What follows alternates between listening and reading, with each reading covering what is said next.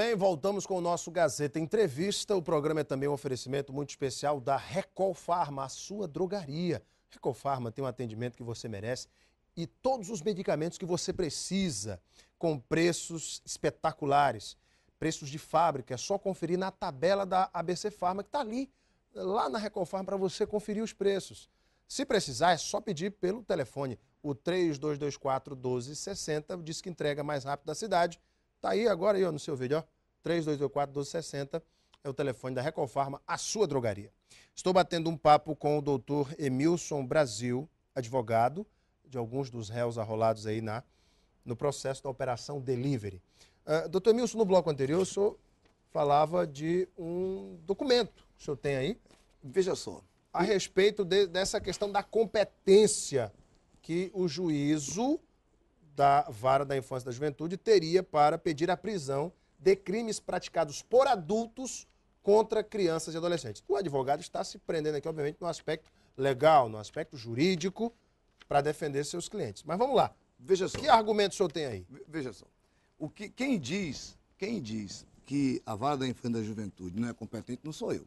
É o Supremo Tribunal Federal, quando apreciou o habeas corpus 91.509 do Rio Grande do Norte, que derrogou os agravos de instrumento que sustentavam a manutenção da competência das varas da infância e da juventude, como ele disse assim, agravo de instrumento HC 22.4.312, aquele que os tribunais se amparavam, e todos os demais. Então, essa decisão do Supremo Tribunal Federal, ela colidiu com as decisões anteriores. E a partir dessa decisão, todas as decisões do Superior Tribunal de Justiça são no sentido da total incompetência, incompetência absoluta. Porque, veja só, as varas da infância e da juventude, elas não se prestam a processo criminal. Elas não se prestam a processo criminal.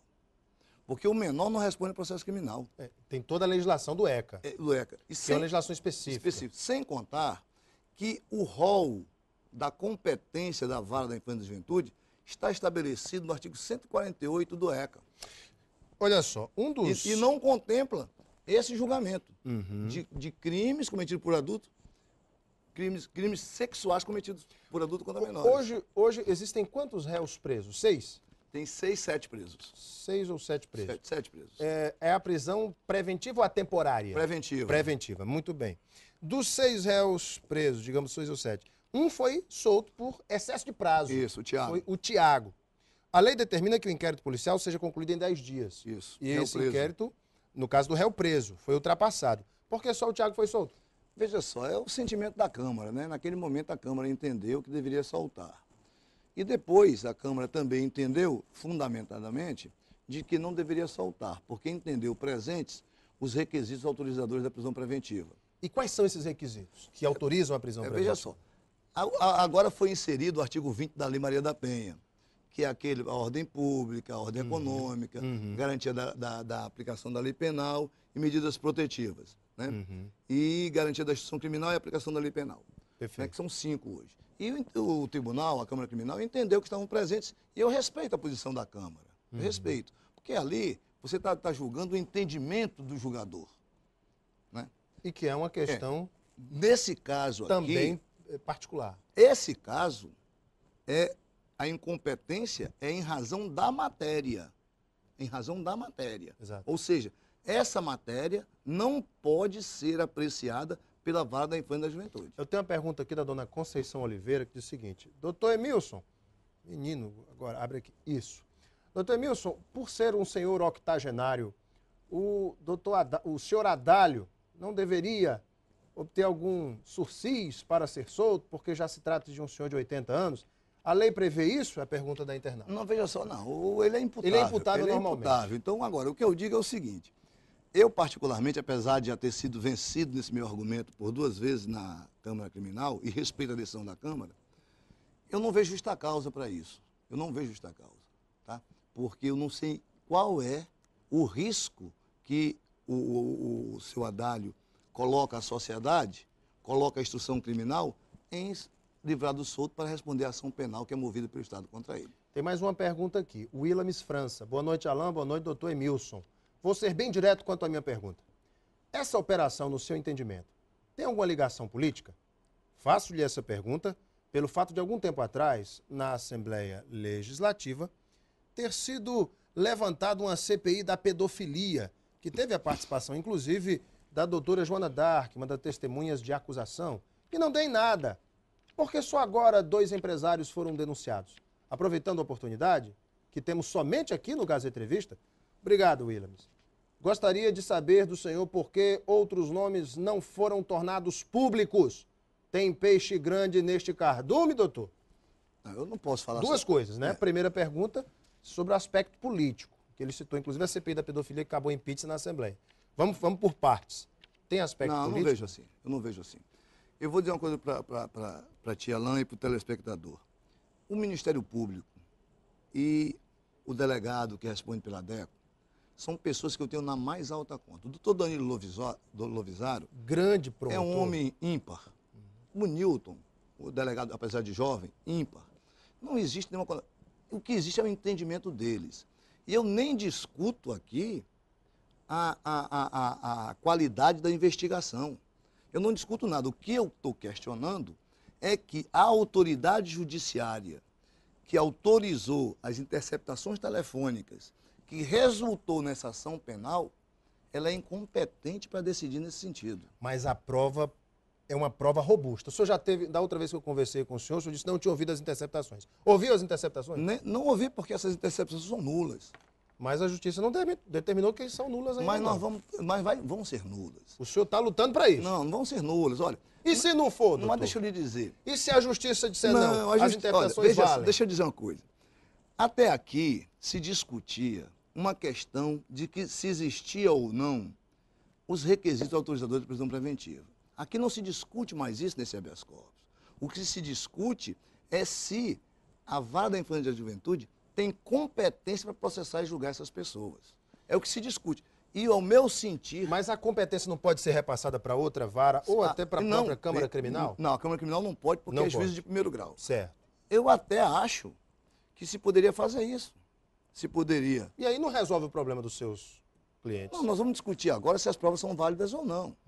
O que eu digo é o seguinte, Alain, tem 7 pessoas presas por um juízo com sérias possibilidades de ser declarado incompetente. Grandes possibilidades. Não é razoável que essas pessoas continuem presas ao longo da instrução processual, quando pode-se ter daqui 1, 2, 3 ou 5 dias, ou 1 mês ou 2, uma decisão dizendo que aqueles... Então, isso é muito grave. Agora tem a última parte da pergunta dele, que ele fala de outros nomes que não foram divulgados, tornados públicos. Ele se refere a peixes grandes neste cardume. Eu desconheço. Eu não tenho nenhuma informação de nomes diversos aos que foram arrolados na denúncia. Eu não tenho nenhuma informação. Existe algum instrumento processual que possa ser dirigido diretamente ao juiz da 2ª Vara da Infância e da Juventude? Que instrumento é esse, especificamente? Não, nós vamos ajuizar a exceção de competência dele. Exceção de competência. Que é o caso, em função da, que a gente fala, ratione matéria, em razão da matéria. Porque você tem a razão da personalidade e razão do local. A personalidade e o local a gente tem como incompetência relativa. E essas deveriam ter sido arguídas por ocasião da apresentação da defesa prévia. Como não foi arguída, precluiu. Agora, a absoluta pode ser arguída a qualquer momento. E nós estamos arguindo agora. Alain, eu não quero discutir, porque às vezes as pessoas tratam o advogado que defende pessoas que são acusadas de cometer crime como se essas pessoas estivessem defendendo o crime. Isso não é verdadeiro. O que nós não podemos concordar, e aqui eu não estou dizendo que o Tribunal de Justiça ou o juiz da 2ª Vara... Doutor Romário Divino. Certo? Eles estejam deliberadamente fazendo coisas que não existe isso. Eu tenho absoluta certeza que eles agiram dentro da lei.